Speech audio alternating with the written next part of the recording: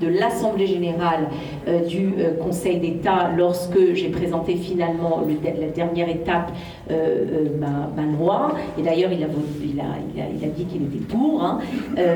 Mais c'était en fait, c'est ce qu'on appelle la section de l'intérieur, c'est-à-dire vraiment la section qui vient accompagner les parlementaires dans la loi en question.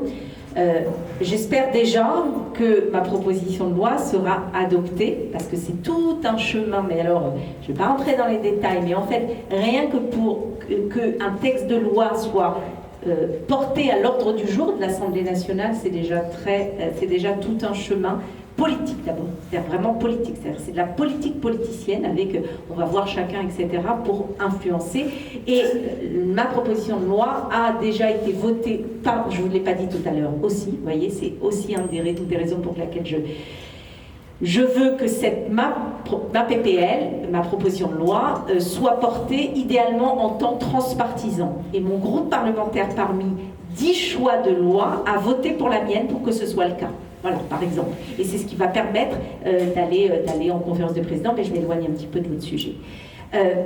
Oui, il y a un souci avec la justice, mais ce souci-là, attention, il n'est pas globalisé et dans toutes les affaires. Moi, je suis beaucoup les actions de l'OJE, l'Organisation juive européenne, avec Muriel Melki comme présidente, excellente présidente.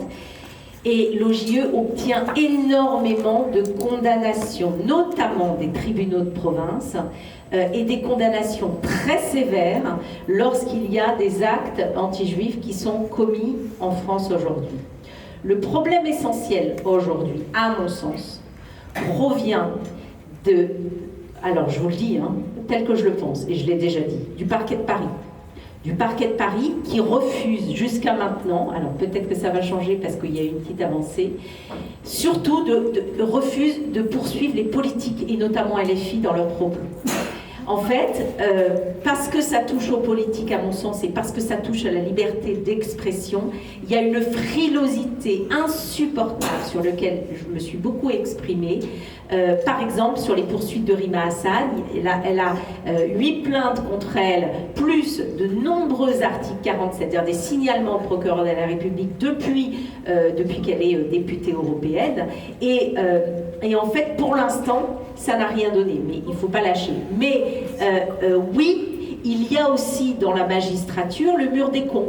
Oui, il y a aussi dans les magistrats une certaine partie des magistrats qui sont politisés, qui viennent à la fête de l'UMA et qui débattent sur les violences policières. Donc oui, bien sûr qu'il y a un problème en termes de politisation des magistrats, mais c'est une partie, ce n'est pas tous les magistrats. Attention aux biais de confirmation et notre sujet, c'est de continuer et d'alerter lorsque c'est nécessaire.